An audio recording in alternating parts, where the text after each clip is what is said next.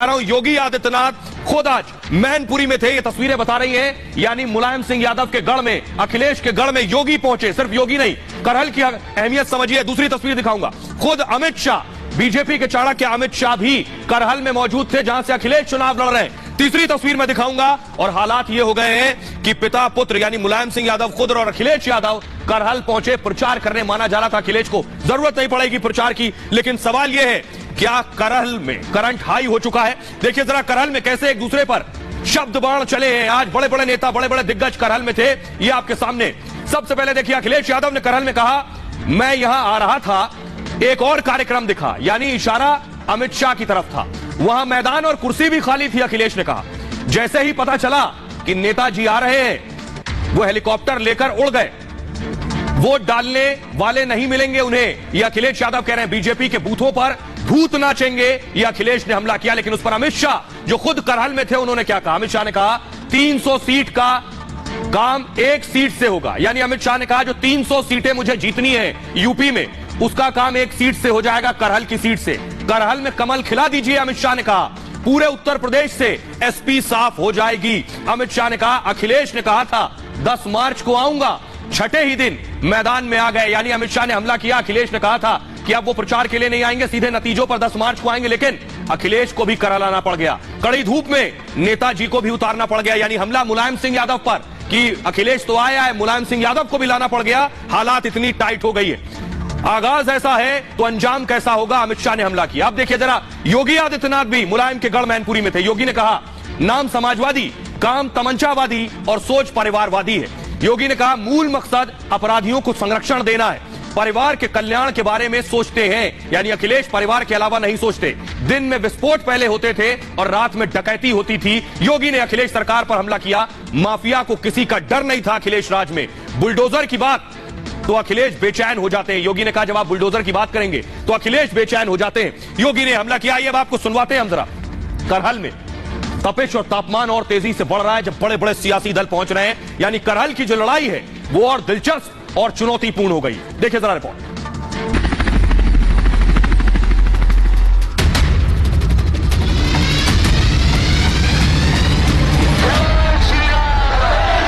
अभी पहली बार बिल से निकले हैं, कुछ गर्मी ज्यादा लग रही है, तो गर्मी भी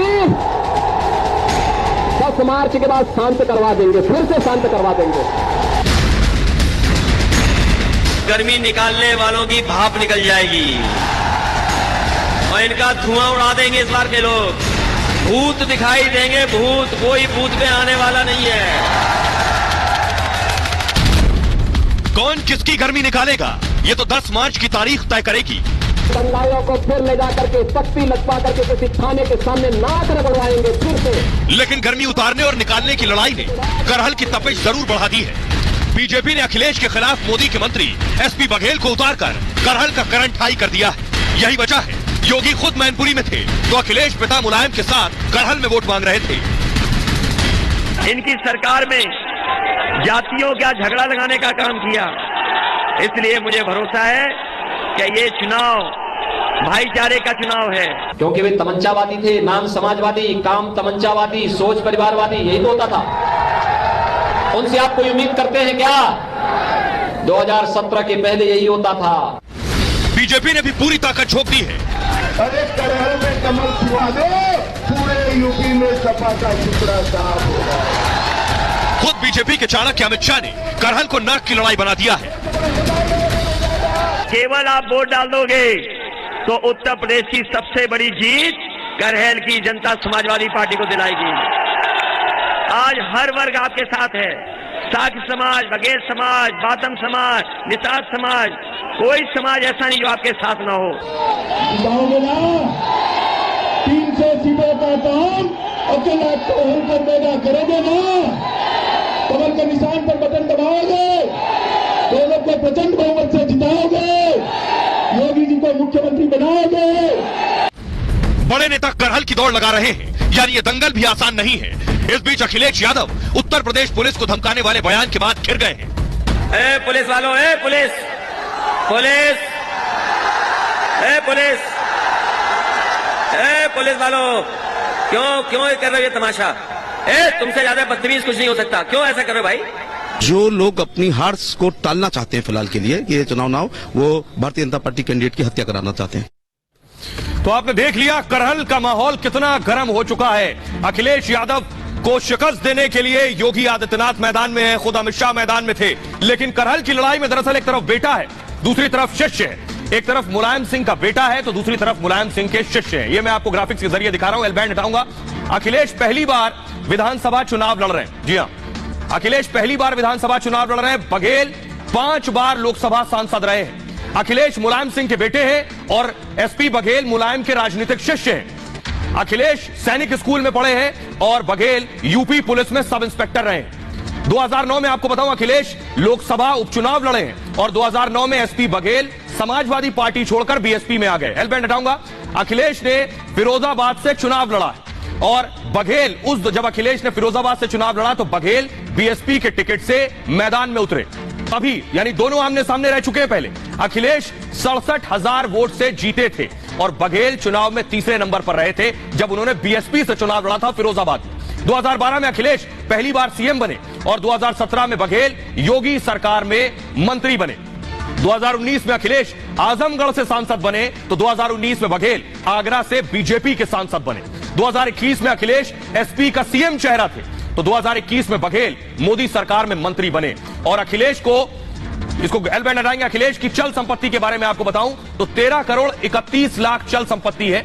बघेल की चल संपत्ति 84 लाख से ज्यादा है। अखिलेश की अचल संपत्ति 26 करोड़ 83 लाख है तो बघेल की अचल संपत्ति 7 करोड़ 91 लाख है। यह है दोनों का तारुफ। अब दूर नहीं जाते, सीधे आपको करहल लिए चलते हैं। करहल में लोग क्या कह रहे हैं, अखिलेश के साथ हैं या योगी के साथ हैं, अखिलेश को वोट देंगे या योगी को वोट देंगे। यह आपको लग रहा है करहल में यादव वोट ज्यादा है तो सारा वोट अखिलेश के पास ही चला जाएगा, ऐसा हालात है या नहीं? ग्राउंड से रिपोर्ट देखिए जरा। बीजेपी के अलावा किसी सरकार नहीं आएगी। देख रहे हैं आप, ये जो है हालत खराब है, ये जो है हालत खराब है। ये जो है वोट मांगने तब भी इन लोगों को ऐतराज है। 100% बीजेपी सरकार बेहतर है। यहाँ जो है अरे भाई साहब सब में आगे बीजेपी, विकास में आगे, गुंडागर्दी खत्म है बिल्कुल। आप तो वोट भी नहीं मांगने देते भाई साहब, आप वोट भी नहीं मांगने देते, अरे वोट भी नहीं मांगने देते तुम तो वोट भी नहीं मांगने देते। सरकार आने के बाद क्या करोगे? सरकार आने के बाद क्या करोगे? तुम अभी वोट नहीं मांगने दे रहे हो भाई साहब। अभी वोट मांगने का अधिकार सबको है। जब तुम अभी वोट नहीं मांगने दे रहे हो तो सरकार आने के बाद तुम क्या करोगे? 3 तलाक जैसे मुद्दे खत्म किए और प्रधानमंत्री आवास दिए, उजला गैस दी। 1947 से सबसे देश आजाद हुआ है, 75 साल में ये किसने दिया? अगले जी ने 1 हाईवे बनाया, योगी जी ने 5 हाईवे बनाए, वो भी तो देखना पड़ेगा। साइकिल हार की स्थिति में है। गरीब गुरबा जो मोदी जी के किसान सम्मान निधि मिली, योगी जी ने शौचालय दिए, गरीबों को आवास दिए, इसलिए गुंडागर्दी के आगे विकास का कमल खिल रहा है। कमल खिलेगा, साइकिल तो कब की पंचर हो गई। फिर भी मतलब हम लोग तो कमल को हमेशा ही वोट देते हैं। अगले ज्यादा में गुंडागर्दी सीखेंगे, मार तोड़ करेंगे, क्या मतलब हुआ इससे बताइए? वो लोग तो बस यही सिखाते हैं, मारो फोड़ो बस। मेरा तो ये कहना है कमल खिल गया है। कमल खिलेगा नहीं, कमल खिल गया है। जो गुंडागर्दी है ना, इससे कमल खिल गया। डर के मारे मतलब जो अब भाजपा की सरकार में कहीं पड़े रहो, वो तो बड़ा ही पड़ी है, कोई वहाँ कोई टच करने वाला नहीं। वो 1.5 लाख है और ये 2.25 लाख है, सब मिला के कोई हराने वाला नहीं। 2.25 सब जात मिला के और 1.5 लाख वो है यादव, और यादव में भी कुछ कोई वोट मिलेगा। बिल्कुल फंस गई, पंचर हो गई है साइकिल। अभी बार कमल ही खिलेगा, हर जगह कमल ही। अरे कुछ नहीं देंगे, कुछ नहीं होगा, कमल के अलावा कुछ नहीं होगा। ये तो सिर्फ बकवास है, चिल्ला रहे। मोदी जी का बहुत दबाव है। कमल खिलेगा गुंडागर्दी की वजह से। गरीब लोग तो सब बीजेपी को ही वोट करेंगे, जनता चाहेगी वो होगा, उनके कहने से थोड़ी होगा कुछ। भारतीय जनता पार्टी के जो प्रत्याशी हैं एसपी सिंह बघेल, और ये यहाँ पर इसलिए आए हैं क्योंकि यहाँ पर लोग पहले डरते थे और इतना बड़ा प्रत्याशी कभी भी नहीं आया, इसलिए यहाँ पर कमल खिलेगा और प्रचंड बहुमत से कमल खिलेगा। बहुमत मिल रहा है कमल को। सारी जातियां एक हो गई हैं, सारी जातियां बना यादव हो गया है। और आइए मैं आपको दिखाने जा रहा हूं क्या योगी करहल से जीतेंगे, यानी योगी के कैंडिडेट या अखिलेश। पुराना रिपोर्ट कार्ड आपको दिखा रहा हूं, जरा देखिए। करहल का रिपोर्ट कार्ड आप देखेंगे तो तस्वीर सामने आ जाएगी। 2002 का रिपोर्ट कार्ड मैं दिखा रहा हूं। अखिलेश जिस सीट से लड़ रहे हैं उस सीट में साल 2002 में बीजेपी जीती थी करहल से। 50,000 वोट बीजेपी के कैंडिडेट को 50,000 से ज्यादा वोट मिले थे, समाजवादी पार्टी के कैंडिडेट को 49,000 लगभग वोट मिले थे और बीएसपी को 14,607 वोट मिले थे। ये 2002 में बीजेपी एक बार करहल जीती है। 5 साल पहले चलिए 2017 में बीजेपी को 65,816 वोट मिले थे और समाजवादी पार्टी 2017 में जीती थी। 1 लाख से ज्यादा वोट मिले थे समाजवादी पार्टी को और बीएसपी को लगभग 29,676 वोट मिले थे। ये बता रहा है कि 17 में समाजवादी पार्टी जीती थी लेकिन बीजेपी 2002 में जीत चुकी है। क्या वाकई बघेल कुछ करिश्मा कर पाएंगे, अखिलेश को शिकस्त दे पाएंगे? जरा जातीय समीकरण समझिए। कास्ट रिपोर्ट कार्ड में आपको दिखाने जा रहा हूं। करहल में जातीय गणित क्या है, कौन आगे है, कौन किस पर भारी है, ये जरा देखिए। ये अखिलेश यादव का गढ़ है। एक बात बिल्कुल साफ है, यादव वोटर करहल में अकेले 1,44,000 यादव वोटर हैं करहल के अंदर। मुस्लिम वोटर 14,000। MY फैक्टर अगर आप मिलाएंगे तो जरूर आपको अखिलेश यादव आगे नजर आएंगे, लेकिन ऐसा होता नहीं जमीन पर। शाक के वोटर लगभग 35,000 है करहल के अंदर। जाटव जो मायावती का वोटर कहलाता है वो लगभग 34,000 है करहल में। क्षत्रिय 25,000 है और इसके अलावा ब्राह्मण वोटर 14,000 है। इन वोटर्स की तादाद, पाल वोटर की संख्या भी 14,000 बताई जा रही है और लोधी वोटर भी 10,000 बताया जा रहा है। कठेरिया 17,000 वोटर है कठेरिया समाज के। तो ये करहल की हकीकत है, लेकिन सवाल ये 10 मार्च को नतीजे बताएंगे कौन कितना पानी में है और वाकई जो गर्मी के दावे कर रहे हैं कौन वाकई वोटों में गर्मी तब्दील होगी। बहरहाल आगे बढ़ते हैं। अगली बड़ी खबर है, योगी के डर से बाहुबली भाग खड़े हुए कोई। अब मैं आपको दिखाने जा रहा हूं, योगी का डर और खौफ इतना ज्यादा है कि बाहुबलियों ने बोरिया बिस्तर बांध लिया। देखिए जरा, पहली तस्वीर में दिखाऊंगा। मुख्तार अंसारी क्या योगी के डर से चुनाव लड़ने से भाग गए? अगली तस्वीर दिखाऊंगा मुख्तार अंसारी की। मुख्तार अंसारी क्या योगी के खौफ से चुनाव नहीं लड़ रहे हैं? अगली तस्वीर में दिखाऊंगा। सर मुख्तार अंसारी नहीं, अतीक अहमद भी क्या योगी के खौफ की वजह से चुनाव मैदान से भाग गए हैं? ऐसा क्यों? आइए अब मैं आपको बताने जा रहा हूं। कभी इन सब की तूती बोलती थी, तो क्या ये योगी का डर और खौफ है? सबसे पहले देखिए, मुख्तार का चुनाव से किनारा, मुख्तार चुनाव लड़ने को तैयार नहीं। अतीक ने भी मैदान छोड़ दिया, अतीक भी चुनाव लड़ने को तैयार नहीं। मऊ से मुख्तार के लड़ने की चर्चा थी, प्रयागराज से अतीक अहमद के लड़ने की खबर थी, लेकिन सब मैदान छोड़ चुके हैं। मुख्तार ने अपने बेटे को उतार दिया है और अतीक का बेटा फरार हो गया है। वजह यह है उसके ऊपर रंगदारी का मामला है। 1996 से सोचिए, मुख्तार अंसारी 1996 से सक्रिय थे पॉलिटिक्स में, 5 बार MLA रहे अतीक अहमद। कोर्ट से बाकायदा इजाजत मिल गई मुख्तार को, उसके बावजूद चुनाव लड़ने को तैयार नहीं। अतीक की पत्नी को ओवैसी लड़ाना चाहते थे, वो भी लड़ने को तैयार नहीं। मुख्तार के बेटे को राजभर ने टिकट जरूर दिया है। अतीक की पत्नी ने पहले पोस्टर लगवाए, अब किनारे हो गई, वो भी चुनाव के लिए तैयार नहीं है। मुख्तार को पर्चा खारिज होने का डर सता रहा है, नॉमिनेशन। अतीक की पत्नी को भी हार का डर और हार की संभावना ज्यादा लग रही है। मुख्तार की छवि से पार्टी पर सवाल उठेंगे, इसलिए कोई और पार्टी टिकट देने को तैयार नहीं। अतीक की पत्नी से बड़े दलों ने किनारा कर लिया है।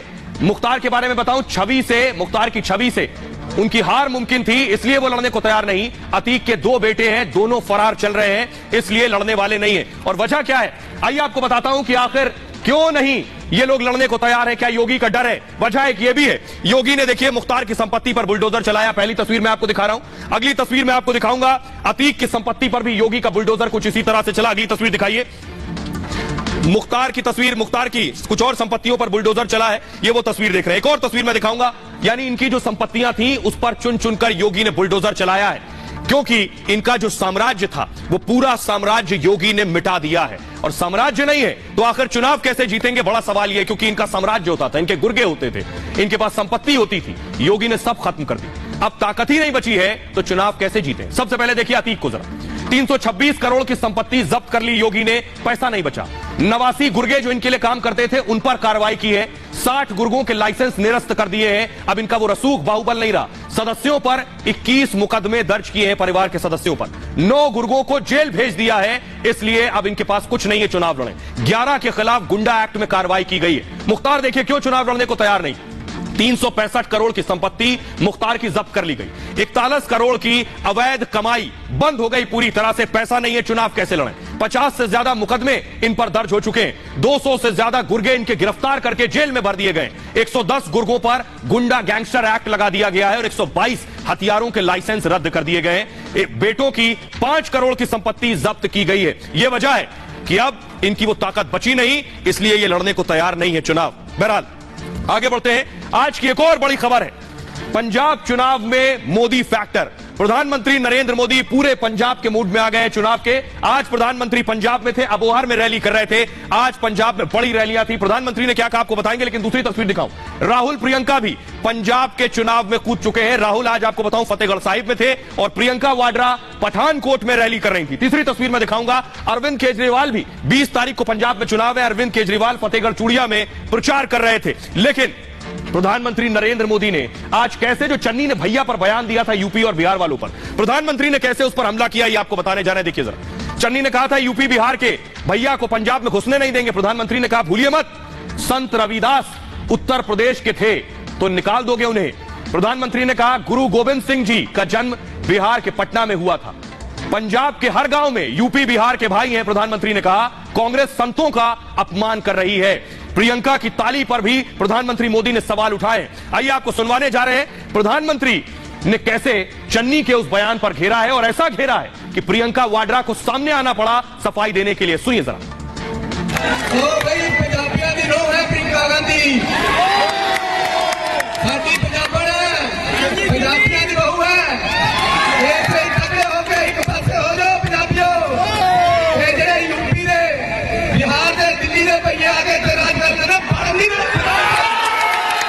संत रविदास जी उत्तर प्रदेश के बनारस में पैदा हुए थे,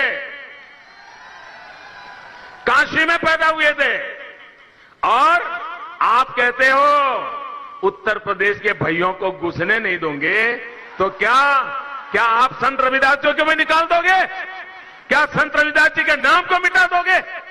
क्या भाषा बोलते हो तुम लोग? पटना साहब में हमारे गुरु महाराज गुरु गोविंद सिंह का जन्म हुआ था, और आप पटना में हुआ, बिहार में हुआ, और तुम कहते हो बिहार के लोगों को घुसने नहीं देंगे। तो क्या तुम गुरु गोविंद सिंह महाराज का अपमान करोगे? चन्नी जी क्या कह रहे थे, एक संदर्भ में बात कर रहे थे। वो बेसिकली ये कह रहे थे कि पंजाब की सरकार पंजाबियों से चलनी चाहिए। उन्होंने जिस तरह से बोला उसको थोड़ा घुमाया गया और ऐसे लगा कि वो कुछ और कह रहे हैं, लेकिन सच्चाई ये है कि वो सिर्फ ये कह रहे थे कि तो सोचिए, प्रियंका वाड्रा जहां ताली बजा रही थी वहीं खड़े होकर अब उन्हें सफाई देनी पड़ रही। प्रधानमंत्री जालंधर में थे, इससे पहले ताबड़तोड़ रैलियां कर रहे हैं प्रधानमंत्री नरेंद्र मोदी। क्या पीएम मोदी ने पंजाब में जाते ही हवा बदल दी है?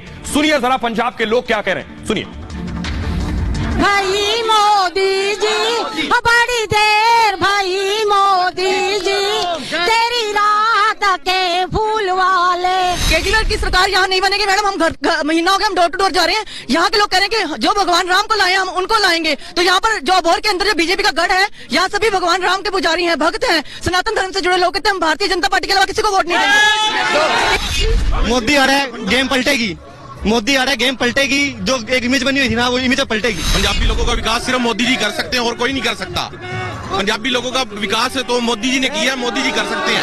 है ना, उनकी जो सोच है, विचार है, वो उनका विचार देशद्रोही विचार है और वो देश के खिलाफ है। हमें चाहिए जो देश की आत्मा में बसे, जो देश के लिए जगह, तो देश के स्वाभिमान के लीजिए। ये बिल्कुल गलत है।